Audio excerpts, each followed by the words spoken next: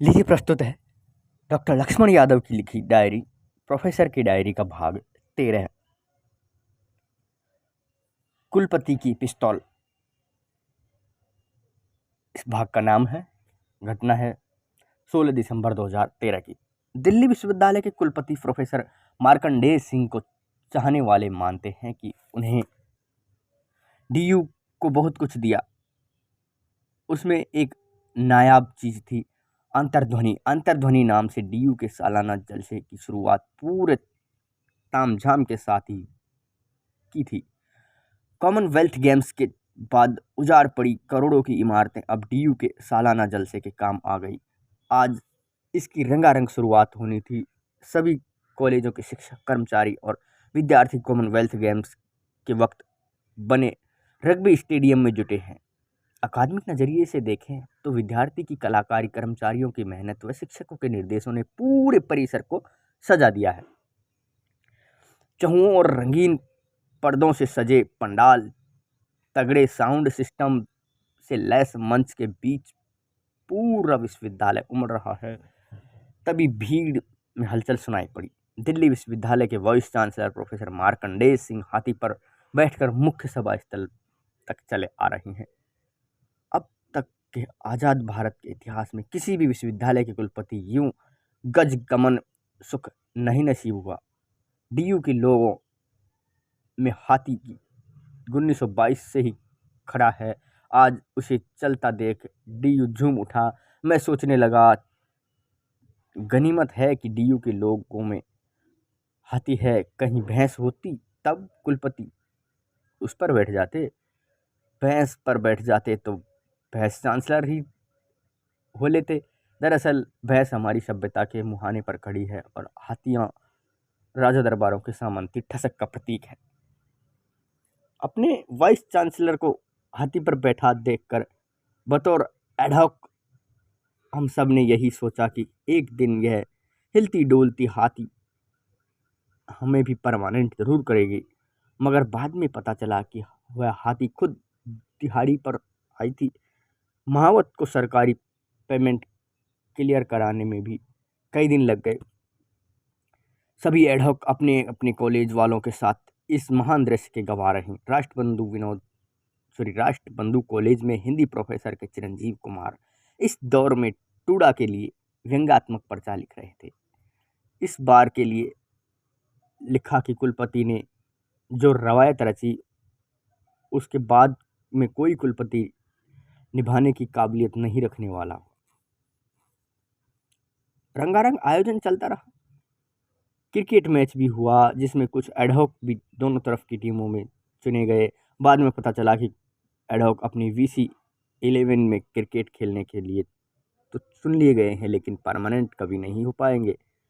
Match हार जीत के फैसले के साथ खत्म हो गया, मगर उसमें खेले वाले एडहॉक आज भी बिना फैसले के एडहॉकिज्म वाला खेल खेल रहे हैं। दरअसल ये वही कुलपति थे जिन्होंने एक खुले हुए कैंपस को चार दीवारी में कैद कर दिया। कैंपस में भीतर की चाय मठरी के साथ मैगी, फ्राइड राइस के खोमचे वाले हर कोने खाली करा दिए गए थे, जहां बैठकर हमने अपने दोस्तों के साथ कभी अपना रिसर्च टॉपिक क्लियर किया था तो कभी देश दुनिया की बहसें उलझाई। कल जहां चाय मिलती थी अब उन सभी जगहों को खाली करा दिया गया। कैंपस के भीतरी स्पीक मैके बिल्डिंग और लॉ फैकल्टी की किताबें वाली दुकानों तक इस बदलाव की भेंट चढ़ गई। डीयू के पास कोई किताब की दुकान तक नहीं बची। रघुदा उस पुरानी याद को साझा करते हुए एक दिन बोले, मार्कंडेय सिंह तो पहले के कुलपति देश दीपक के नक्शे कदम पर ही चलता रहा है। पहले ये कैंपस बहुत खुला हुआ था। कैंपस के भीतर ही हम मानसरोवर हॉस्टल से कमला नगर तक चले जाते थे।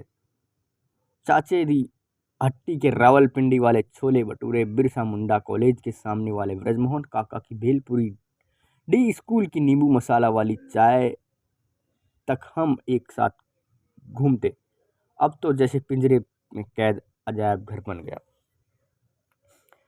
कुलपति मार्कंडेय सिंह ने पूरी डीयू को चमका दिया, मगर अब उस चमचमाते कैंपस की अकादमिक गतिविधियां कराटे क्लासरूम तक सिमट चुकी थी।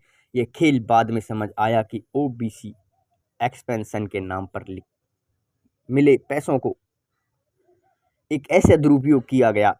साल 2006 में उच्च शिक्षा में 27% ओबीसी आरक्षण लागू हुआ। इसके प्रावधान किया गया था कि हर विश्वविद्यालय को करोड़ों के रुपए अतिरिक्त दिए जाएंगे। इन पैसों से नए क्लासरूम और हॉस्टल बनेंगे ताकि सभी के लिए सुविधाएं बढ़ाई जा सके। देश के लगभग सभी विश्वविद्यालयों ने ओबीसी एक्सपेंशन में मिले पैसे को पुरानी इमारतों की नक्काशी में ही बदल कर खर्च कर दिए। जिन पैसों को आज़ादी की आधी सदी बीतने के बाद वंचित शोषित तबकों के ख्वाबों को चमकाने वाला था, वे पैसे कैंपसों के फर्श और इमारतों की रंगीन नुमाइश में झोंक दिए गए। गजगमन सुख वाले मार्कंडेय सिंह के बहाने मेरे कॉलेज के इतिहास विभाग के साथी प्रोफेसर तौफीर अनवर ने अपने स्टूडेंट लाइफ का एक किस्सा सुनाया। अलीगढ़ मुस्लिम यूनिवर्सिटी का वीसी तो पिस्तौल रखता था, शायद तुम्हें पता न हो। इस देश में सेना के रिटायर्ड कई अधिकारियों को कई विश्वविद्यालयों का वीसी या प्रोटेक्टर बना दिया था। जैसे सेना के रिटायर्ड जवान गार्ड की नौकरी में खप जाया करते हैं। मतलब आज पढ़ने लिखने वाले नौजवानों को पिस्तौल से रोक लेंगे। शेरवानी पहनकर सर सैयद की बगिया वाले छात्र नेताओं ने ऐसा दौड़ाया कि भागते गए। वह घर गए तो चपरासी कुछ खोजते हुए बाहर आया। छात्रों ने पूछा, क्या खोज रहे हो? चपरासी बोला, पिस्तौल। साहब की पिस्तौल भागने में कहीं गिर गई। छात्रों ने गुस्से में बोला, जाकर बोल देना अपने साहब से अब तोप मंगवा लें। अभी आप सुन रहे थे